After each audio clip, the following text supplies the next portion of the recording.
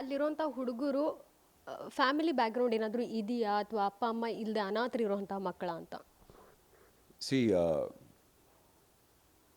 ಎಲ್ಲ ಇರೋರೆ, but they come from a very lower families. ಅಂದರೆ ನಾನು ಅದನ್ನು ಹೇಳಿ ಇನ್ಸಲ್ಟ್ ಮಾಡೋದಕ್ಕೆ ಇಷ್ಟಪಡೋದಿಲ್ಲ.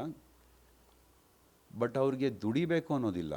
ತಂದೆ ತಾಯಿಗಳು ದುಡಿದು ಮನೆಗೆ ತೊಗೊಂಡು ಬರೋದನ್ನು ಇವ್ರುಗಳು ಈಸ್ಕೊಂಡು ಈ ಥರ ಕೆಲಸಗಳು ಮಾಡ್ತಾಯಿದ್ದಾರೆ. ಈ 19 ವರ್ಷದಿಂದ 25 ವರ್ಷ is a peak time for any men. ಹುಡುಗರಿಗೆ ಕೆಲಸ ಮಾಡೋದಕ್ಕೆ ಅಥವಾ ಅವ್ರ ಭವಿಷ್ಯನ ರೂಪಿಸ್ಕೊಡೋದಕ್ಕೆ ತುಂಬ ಇಂಪಾರ್ಟೆಂಟ್ ಟೈಮ್ ಇದು. 18 ಇಯರ್ಸ್ ಟು 25 ಇಯರ್ಸ್ ನೀವು ಏನು ಮಾಡ್ತಿರೋ ಅದೇ ನಿಮ್ಮ ಭವಿಷ್ಯ. ಆ ಒಂದು ಟೈಮ್ನಲ್ಲಿ ಈ ಥರದಕ್ಕೆ ಬಿದ್ದುಬಿಟ್ರೆ ಮುಗೀತು. ಅಂದರೆ 25 ಮುಗಿಯೋಷ್ಟೊತ್ತಿಗೆ ಸತ್ತೋಗ್ತಾರೆ ಅವರು. ಆಗೋದಿಲ್ಲ, ಬಿಕಾಸ್ ಅದು ತಿನ್ಕೊಂಬಿಡುತ್ತೆ, ಬಾಡಿನ ಒಳಗಡೆಯಿಂದನೇ ತಿನ್ಕೊಂಬರುತ್ತೆ. ಆ್ಯಂಡ್ ಅವ್ರನ್ನೆಲ್ಲ ನೋಡಿದಾಗ ತುಂಬ ಬೇಜಾರಾಯಿತು ನನಗೆ. ಆ್ಯಂಡ್ ಅವ್ರಿಗೆ ಸಾಕಷ್ಟು ಹೇಳೋಷ್ಟು ಹೇಳಿದೆ ನಾನು. ಅಲ್ಲಿ ಹೋಗಿ ನಾನೇನು ಗಾಂಧೀಜಿ ಆಗಬೇಕಾಗಿಲ್ಲ ಮ್ಯಾಮ್, ಬಿಕಾಸ್ ಅವ್ರಿಗೆ ಏನು ಮಾಡ್ತಾಯಿದ್ದಾರೆ ಅನ್ನೋದು ಅವ್ರಿಗೆ ಚೆನ್ನಾಗಿ ಗೊತ್ತಿದೆ. ನನ್ನ ಕಡೆಯಿಂದ ನಾನು ಏನು ಹೇಳಬೇಕೋ ಅದನ್ನು ಹೇಳಿದೆ. ಆ್ಯಂಡ್ ಈಗೀಗ ಆ ಚಟಕ್ಕೆ ಬಿದ್ದಿರೋ ಅಂಥ ಹುಡುಗರು ಅಲ್ಲಿದ್ದರು. ಅವ್ರಿಗೆ ಅವನ್ನ ತೋರಿಸ್ಬಿಟ್ಟು ಎಕ್ಸಾಂಪಲ್ ಹೇಳಿದೆ. ಈ ಥರ ಆಗೋದಕ್ಕೆ ಮುಂಚೆ ಸರೋಗಿ, ಇಲ್ಲ ಅಂತಂದರೆ ನೆಕ್ಸ್ಟು, ಬಿಕಾಸ್ ಅವನಿಗೆ ಹಲ್ಲು ಗಿಲ್ಲು ಎಲ್ಲ ಬಿದ್ದೋಗಿದೆ. That drug works like that. ಅಂದರೆ ಪ್ರತಿಯೊಂದೂ ಡ್ರೈನ್ ಔಟ್ ಮಾಡಿ you start losing. Eyelashes ಬಿದ್ದೋಗಿದೆ, ಹಲ್ಗಳು ಉದ್ರೋಗಿದೆ, but still he wants to do that. ನಿಮ್ಮನ್ನು ಪರಿಚಯ ಮಾಡ್ಕೊಂಡ್ರೆ ಅವರು? ಅಲ್ಲಿದ್ದ ಅವನು. ನಾನು ಅವನ ಹಾವಭಾವ ನೋಡಿ ನಾನೇ ಮಾತಾಡಿಸ್ದೆ. ಏನು ಮಾಡಿದ್ಯಾ, ಏನಕ್ಕೆ ವೈ? ಪ್ರಪಂಚ ಏನಾಗ್ತಿದೆ ಅನ್ನೋದು ಅವ್ರಿಗೇನೂ ಗೊತ್ತಿಲ್ಲ. ಏನೂ ಗೊತ್ತಿಲ್ಲ. ಇನ್ನೊಂದು ಏನು ಹೇಳ್ತೀನಿ ಅಂದರೆ, ಫಸ್ಟು ಈ ಅಡಿಕ್ಷನ್ಗೆ ಬೀಳ್ತಾರ. ಈ ಅಡಿಕ್ಷನ್ ಬಿದ್ಮೇಲೆ ದುಡ್ಡು ಬೇಕು. ದುಡ್ಡಿಗೆ ಏನು ಮಾಡ್ತಾರೆ ಇವ್ರು, ಹೋಗಿ ಕೆಲಸ ಮಾಡೋದಕ್ಕಾಗೋದಿಲ್ಲ.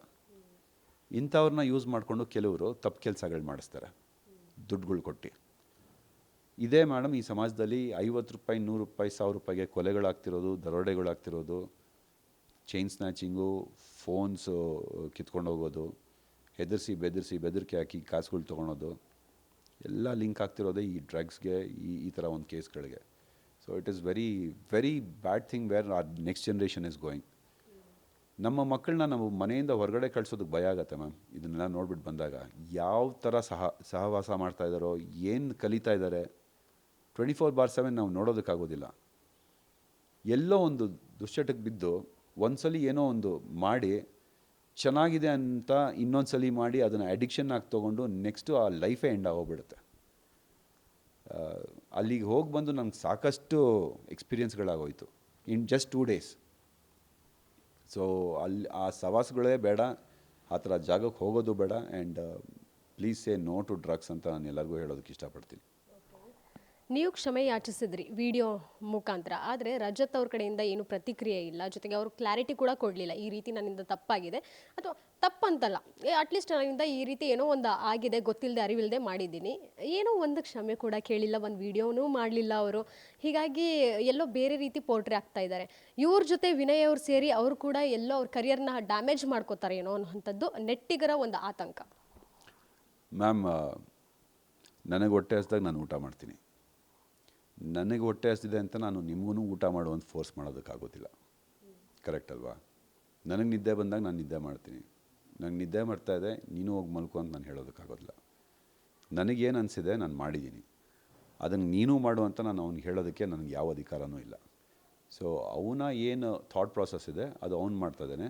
ನನಗೇನು ಸರಿ ಅನ್ನಿಸ್ತಿದೆ ಅದನ್ನು ನಾನು ಮಾಡ್ತಾಯಿದ್ದೀನಿ. ಸೊ ಇದಕ್ಕೆ ನನ್ನ ಕರಿಯರ್ಗೆ ಸಂಬಂಧನೇ ಇಲ್ಲ. My career is going good. ನನ್ನ ಉಳಿಸೋರು ಬೆಳೆಸೋರು ನನ್ನ ಹಿಂದೆ ಬೆನ್ನಿಂದ ನಿಂತ್ಕೊಂಡು ನನಗೆ ಚೆನ್ನಾಗಿ ಪ್ರೋತ್ಸಾಹ ಕೊಡ್ತಾಯಿದ್ದಾರೆ. ಅದ್ರ ಪ್ರಕಾರ ನಾನು ಬೆಳೀತಾ ಇದ್ದೀನಿ. ಆ್ಯಂಡ್ ಇನ್ನು ಮುಂದಿನ ದಿನಗಳಲ್ಲಿ ನನ್ನ ಗ್ರಾಫ್ ಕೂಡ ತುಂಬ ಚೆನ್ನಾಗಿದೆ, ನನ್ನ ಲೈನಪ್ಪು ಚೆನ್ನಾಗಿದೆ ಸಿನಿಮಾಗಳದ್ದು.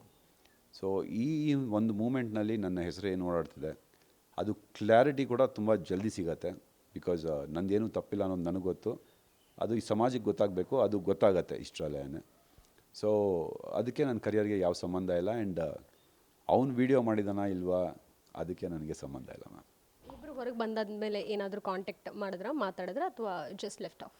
ಇಲ್ಲ, ಐ ಮೀನ್ ಇನ್ನೂ ವಾಟ್ ಯು ಸೇ ಆ ಥರ ಒಂದು ಸಿಗಬೇಕು ಮಾತಾಡಬೇಕು ಅನ್ನೋ ಆಪರ್ಚುನಿಟಿ ಏನೂ ಸಿಕ್ಕಿಲ್ಲ. ಆ್ಯಂಡ್ ಬಂದಾಗಿಂದನೂ ಬರೀ ಇದೆ ಇಂಟರ್ವ್ಯೂ, ಇನ್ನೊಂದು. ಈ ಒಂದು ವಾರ ನಂದು ಹಿಂದುಳಿದಿರೋವಂಥ ಕೆಲಸಗಳು, ಅದರಲ್ಲಿ ಬ್ಯುಸಿ ಆಗಿದ್ದೀನಿ ನಾನು. ಆ್ಯಂಡ್ ಅದನ್ನು ಐ ಹ್ಯಾವ್ ಟು ಕ್ಲಿಯರ್ ನನ್ನ profession. Like I said, first priority ನನ್ನ ಪ್ರೊಫೆಷನ್ನು. ಸೊ ಆ ಪ್ರೊಫೆಷನ್ಗೆ ರಿಲೇಟೆಡ್ ಏನೇನು ಬ್ಯಾಕ್ಲಾಗ್ಸ್ ಇತ್ತು ಅದನ್ನು ನಾನು ಕ್ಲಿಯರ್ ಮಾಡ್ಕೊಂಬರ್ತಾಯಿದ್ದೀನಿ. ಮಾತಾಡೋದಕ್ಕೆ ಟೈಮ್ ಸಿಕ್ಕಿಲ್ಲ ನನಗೆ. ಗ್ಯಾರಂಟಿ ನ್ಯೂಸ್, ಸುದ್ದಿ ಖಚಿತ, ನ್ಯಾಯ ನಿಶ್ಚಿತ.